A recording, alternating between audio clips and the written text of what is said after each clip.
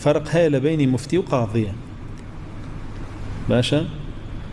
قاضي حكم أكان لنيوان أو شتاناك كخلقي اختلاف يعني مسألة طلاقة مسألة معاملات مسألة هالشي كتير هي كشتنا أو شتانا همي عيدي قاضية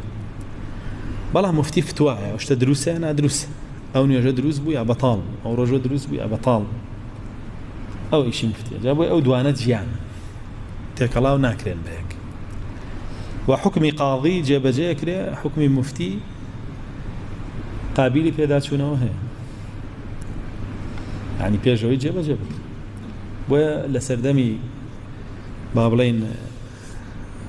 إسلام كحكمي أكر قاضي جياب ومفتي جياب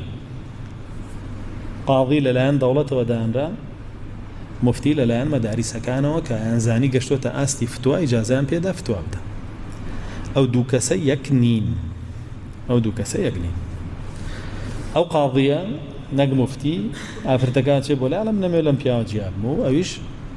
خلع خاتة بردميانو رك كونو خلع كان